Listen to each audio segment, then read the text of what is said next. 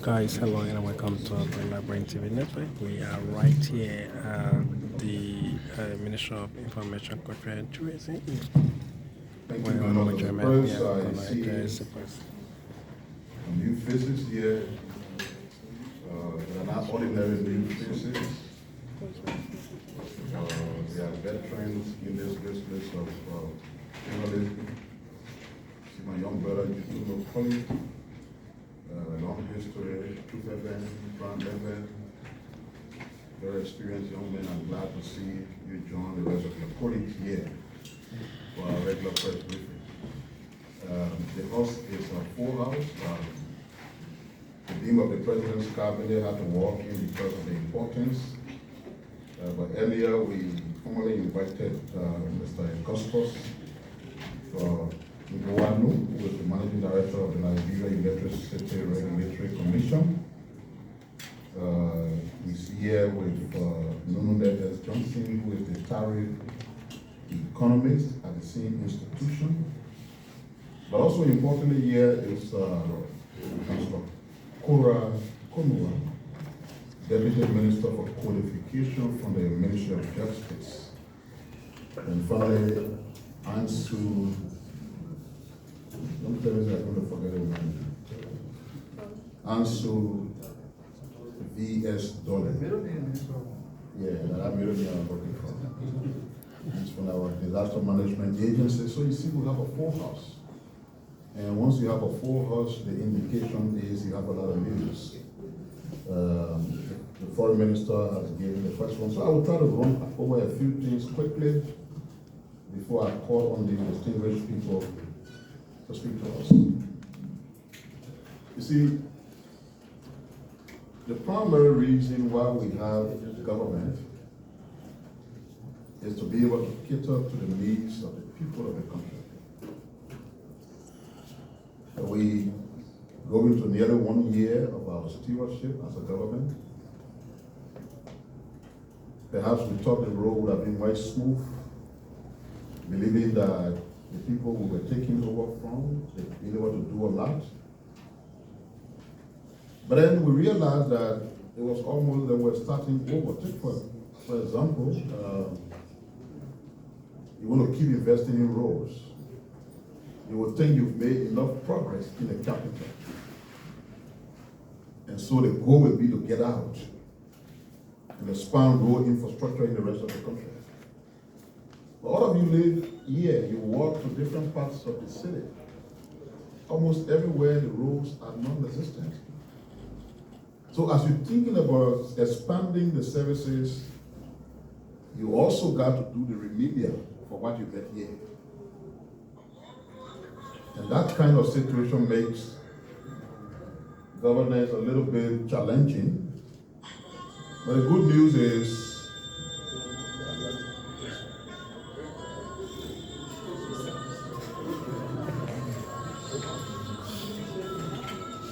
we knew what the situation in the country was, and we opted to take the responsibility, so we confront the responsibilities head-on. So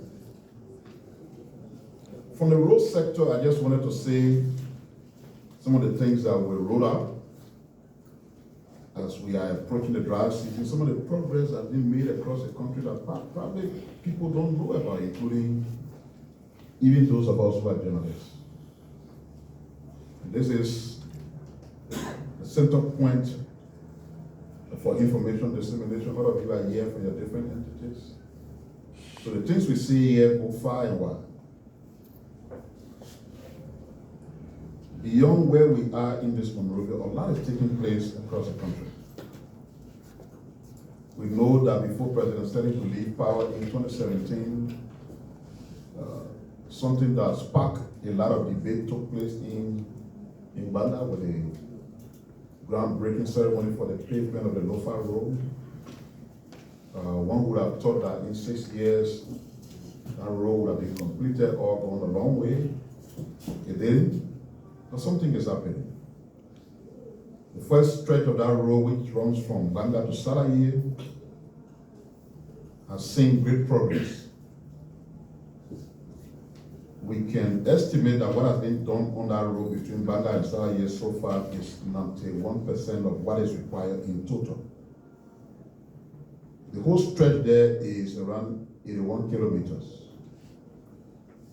And we can report that 67 of those 81 kilometers are paved. I'm not saying the condition of the road for the potholes to disappear, for the dusty road to appear smooth. I'm saying 67 kilometers, all of 81 from Banga to Salaye is already paved. There were different issues that slowed down. The current leadership of the country is resolving those issues, and funding arrangements are being concluded so that as soon as we reach the work in Salaye, the next phase of the work, which will take us all the way to Konya, can start. Of course, we are aware that Ganta to Sani Kole, which is around 37 kilometers, was fully completed. What is waiting for now is the dedicatory ceremony. Meaning I can get him a car from Monrovia.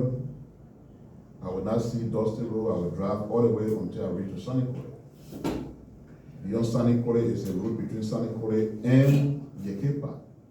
That portion of the road is still not paved, but you can comfortably drive from here to Sani Kole on paved road.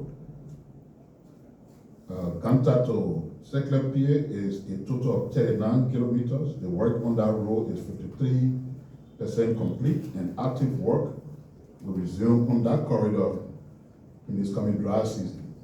The intent is to take it from there and begin the journey that we are hoping will end in Toolstown, Grand Gila County. Then we come all the way down to our own road right here, RIA road. That project was talked about a lot because it was an abandoned project. Since the administration took over, they did all that was required to ensure that attention was refocused on that road. Now pay attention to this. The same contractor that was performing and not doing a good job, slow, dragging their feet, the same contractor. The attitude, the work behavior, everything changed. And that's where the question of leadership comes in. Why were they not performing yesterday? Maybe the leaders were not playing their role properly. So the same group is making huge progress. Where are they? Overall work progress is around 44%, which means that about 20 kilometers is already paved. Note that the entire stretch is 45 kilometers. So you want 20 kilometers, you have 25 kilometers to go. Work is ongoing, but it will be enhanced very strongly during the dry season. And let me encourage all of you to come to the press conference, put your phone on silent. That's easy to do. How do you have a telephone that just making noise all over the place? Is it difficult to have your phone on silent?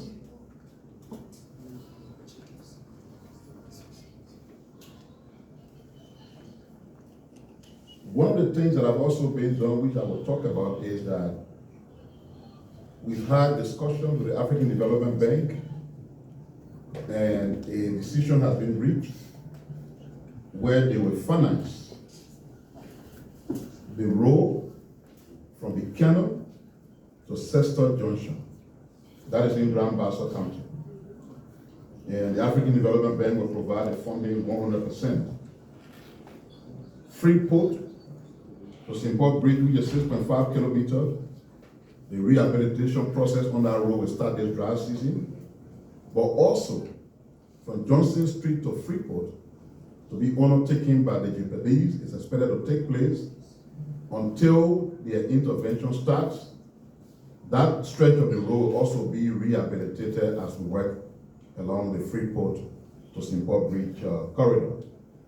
We know that from ERWA Junction, the Coca-Cola factory, which is around 6.1 kilometers, is fully complete, and which is also good for the country.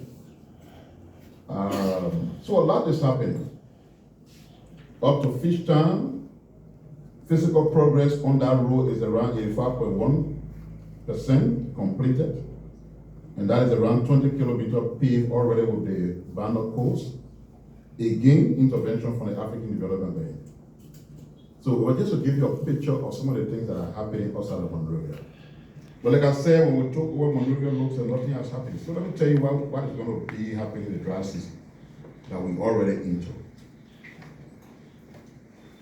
The government has finalized different procurement processes and contracting processes that will see the rehabilitation of all of the roads around Monrovia, the streets, community roads with asphalt pavement. Not talking about grinding road with dusty road. And it will be very extensive, and I can see to some of the places that are already been targeted that you will see work going on. I already mentioned some. Johnson Street to Freeport, SKD Boulevard, some of you live along that stretch, it's a terrible place. Momo Town, which is across, including the beer factory area, Stoughton Creek, Mango Junction, Vicky Bakery, Grace Lane Clinic, Guadalajara Mansion area, Red Light to Caldwell Bridge intersection, Stoughton Creek to Bowman Bridge, Logantown Broad Street, Benson and Center Street intersection where we have some problems, Benson and Garland Street intersection, Macklin Street, Jalatown, some of the streets in Cinco that got problem, Chicken Soup Factory Road, all these places will see rehabilitation during this dry season. We also pay attention to addressing the issue of zoning and what is taking place in our alley, demolition of structures already marked as being in the alleyway, as well as removing structure from the alleys and waterway will definitely take place. Those are not negotiable because they should not be there in the first place. Road safety and general security issue is also a problem. So one of the things the government has done, and for those of you who travel around in the night, you will see that most of the street lights were connected to the national grid. So which means if the hydro power is not available, then the whole city is dark. What the government has done is to replace all of those street lights that were connected to the national power grid with solar lights. So just take note, if you're driving from Cinco and Painesville all the way coming to town, you see the place is bright. Whether there you see current on, whether the hydro power is on, it's shining, it's bright because the government has installed solar lights in all those places. They've also done it all around central Monrovia, or most part of central Monrovia. The intent is to take it to the rest of the capital. Those solar lights will be installed everywhere. What it does is that it will enhance road safety, and it will also help to fight crime and security issues because everywhere will be okay and shiny. There's only the temptation of thinking that nothing is happening. I know LAC has not come here to talk about how they've been undertaking this solar lights project. So maybe some people just see the light in the street, they're judging themselves whether it is from the national grid or it's solar or it's what.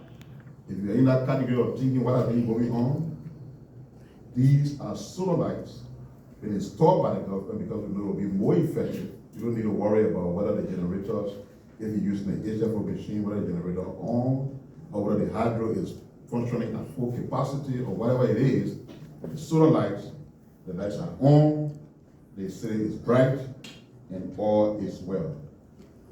Let me also add that on the top end, whatever I know, one of the things that make roads safe is those clear-cut lines that can be drawn. There's some yellow, some white, all of that.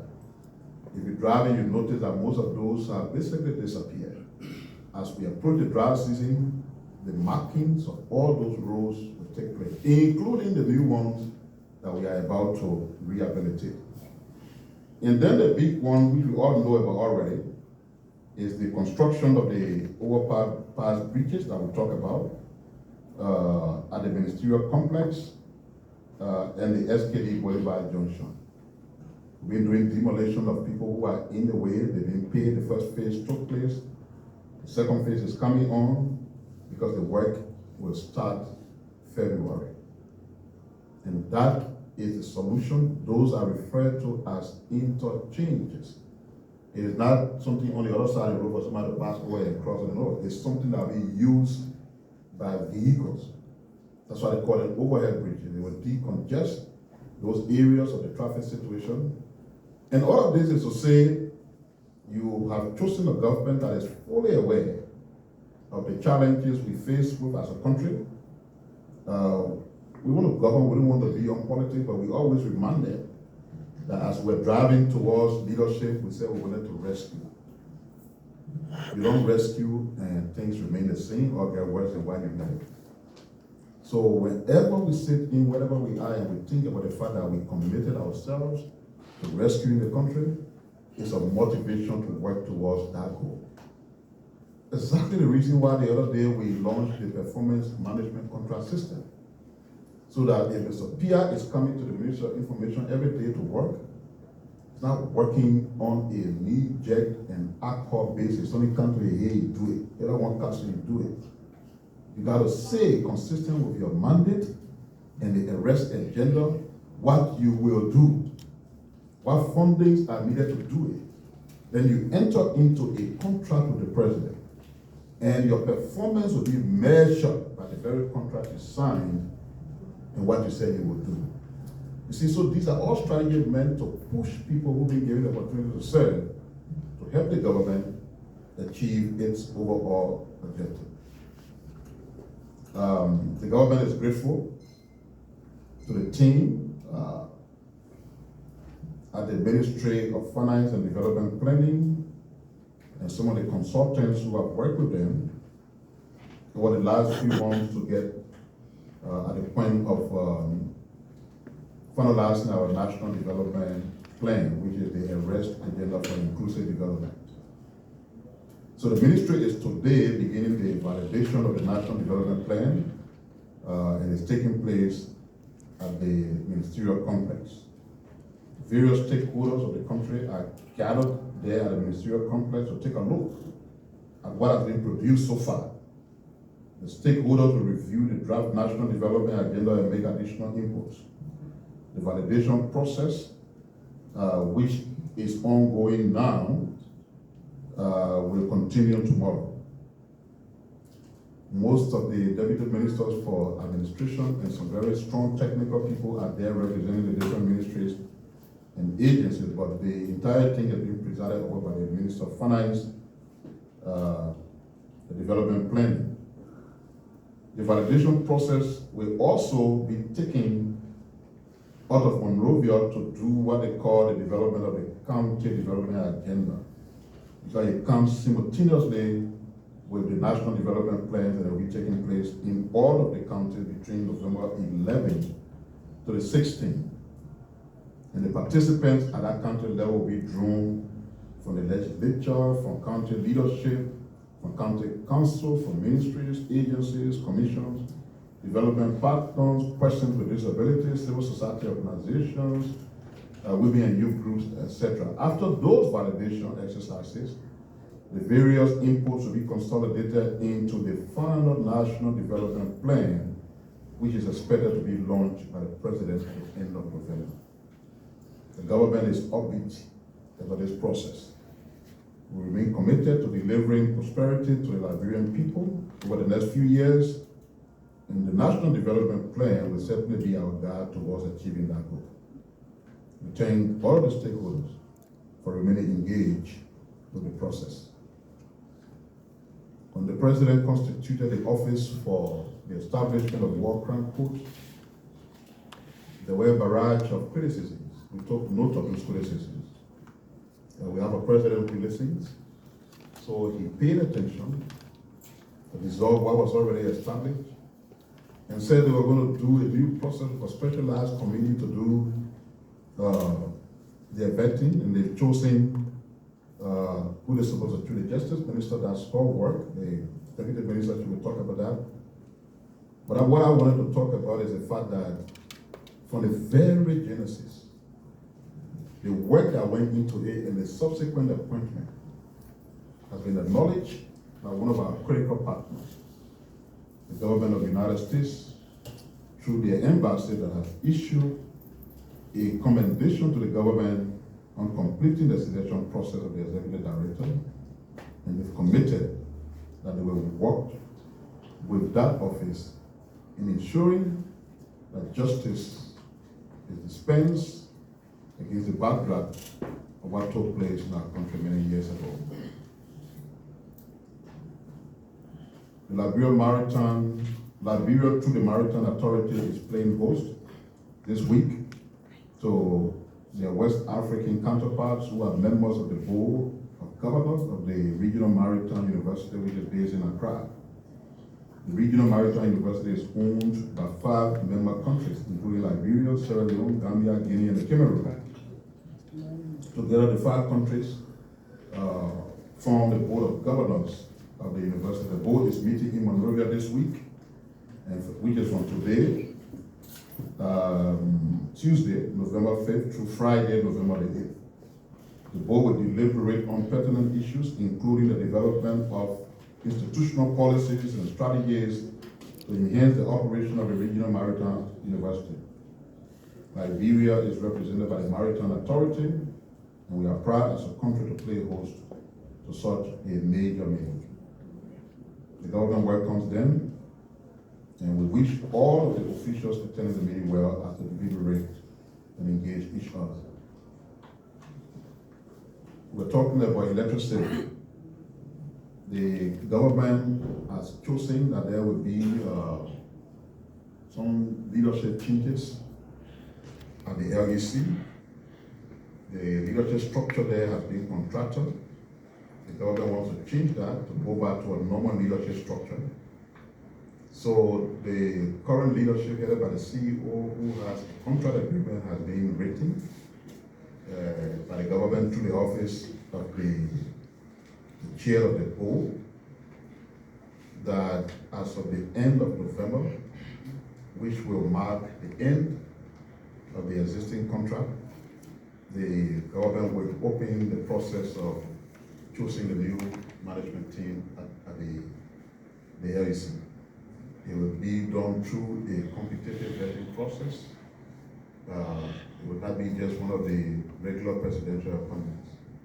The individuals who will be interested will apply, they will be vetted. The committee to do that will include many serious Liberian-based institutions and some of our international partners, so as to return to the style of leadership, the structure of leadership last time that we long been known for. And finally, the government will perform sadness, regrets the death of the superintendent of Grand Bassa County, Madam Julia K. Bozo,